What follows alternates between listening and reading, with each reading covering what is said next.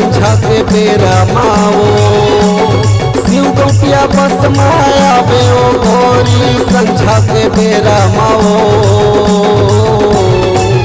तोला बंगला पान खवाहू गोरी यादव पे ठेला माओ तोला मीठा पान खवाहू रानी यादव पान ठेला माओ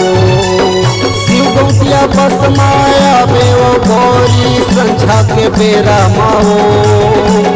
शिव गौटिया बस माया बे ओ गोरी संझा के बेरा माओ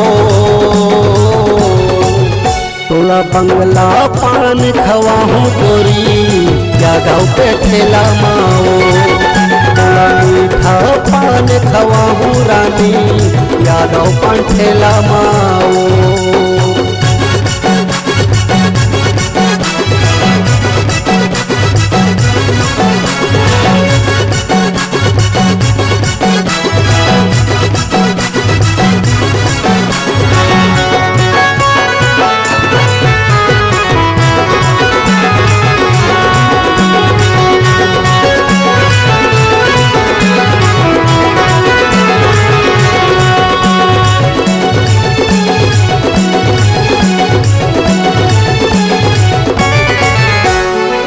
मंदुला के बसते सनम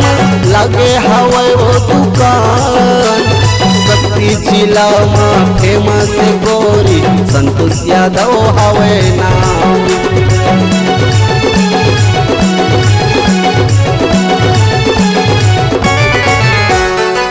मंदुला के बसते सनम लगे हवे वो दुकान शक्ति जिला में फेमस गोरी संतोष यादव हवे नाम मालघरौदा शहर में फेमस गोरी संतोष यादव हवे नाम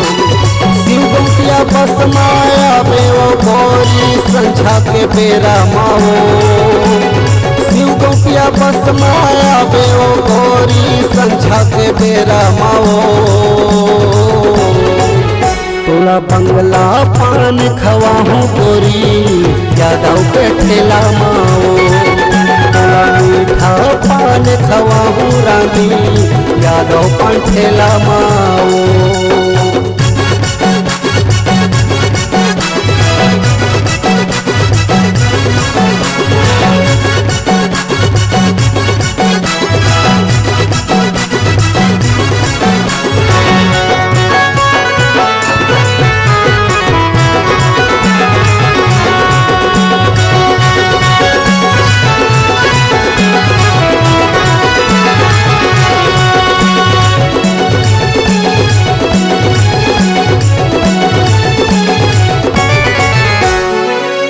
गोरी तोर गाल वो रानी होते हो जाही वो लाली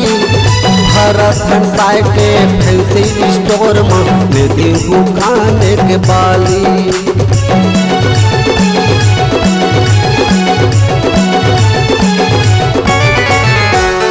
गोरी गोरी तोर गाल वो रानी होते हो जाही वो लाली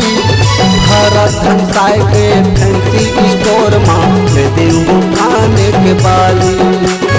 भरत हंसाए के फैंसी स्टोर में ले देहू काने के बाली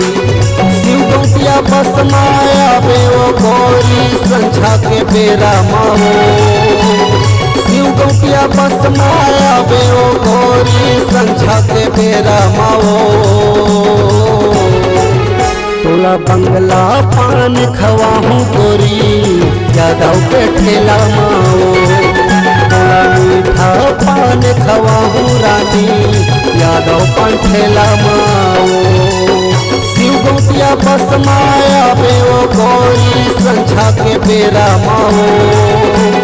शिव गौटिया बस माया बे ओ गोरी संझा के बेरा माओ तोला बंगला पान खवाहू गोरी यादव पे ठेला माओ तोला मीठा पान खवाहू रानी यादव पान ठेला माओ तोला बंगला पान खवाहू गोरी यादव पे ठेला माओ तोला मीठा पान खवाहूँ रानी, यादव पान ठेला माओ।